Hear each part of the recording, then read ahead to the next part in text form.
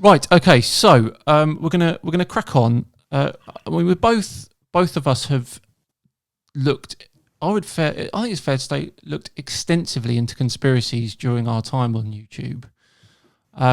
Since I've started Tinfoil Tuesday, I've lost count of the amount of conspiracies I've looked at. What would you say has been the weirdest one or the craziest one that you've heard or seen since you've been doing it? The craziest one is that there is a crater on the moon, which is supposedly a reflection of the star Polaris. And the moon itself actually isn't a solid object. I think it was coined as a reflection of solidity.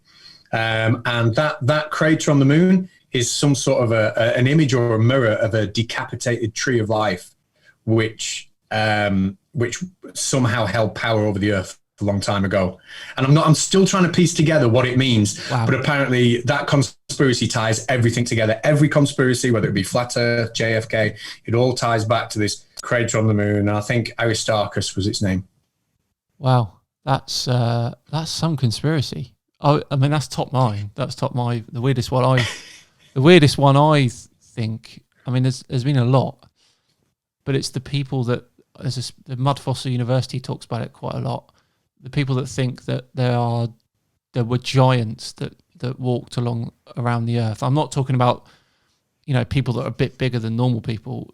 They thought there were genuine 100, 200, 300 feet people and animals that inhabited the earth that are now buried, and their remains are just the natural landscape of the earth. I think it was one of them was that he thought Angel Falls. So he was explaining that Angel Falls was an old artery of a being. Wow.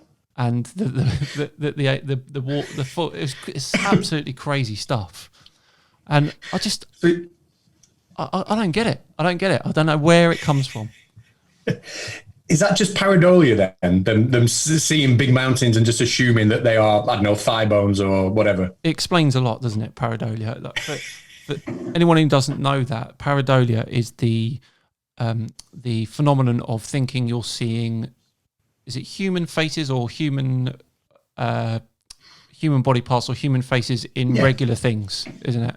Yeah. Or body parts or things like in regular things. You see it quite a lot on the people that look at the Mars stuff, the rocks on Mars. They think there's people, or objects, or animals on Mars. And I do it all the time. You look up to the clouds and you can easily find shapes in clouds. It's how the brain is evolved, isn't it, to recognise face? Yeah. Such an important part of how we function and what we do.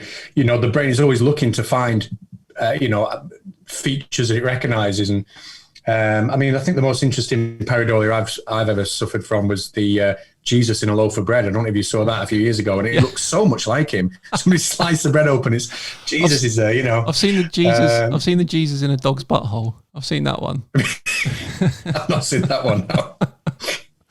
No. That's brilliant. So here's a question then from your evolutionary background. What does how does pareidolia, the phenomenon of pareidolia, how is that an advantage, evolutionary speaking? Well, I can only guess, and I'm sure some of the guests you've got coming on are going to be able to explain it far, far better than me, because I am just guessing. Yes.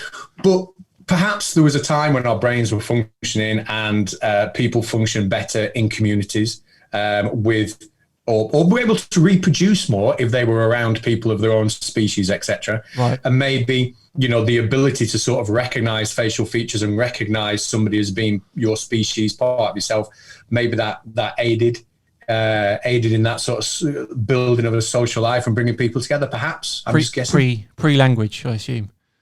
Yeah, we talk a lot, like way before I was born. Yeah. Long time. Yeah.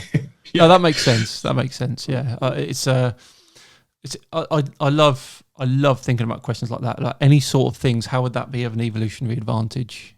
It's always I always find interest in thinking about those sorts of things.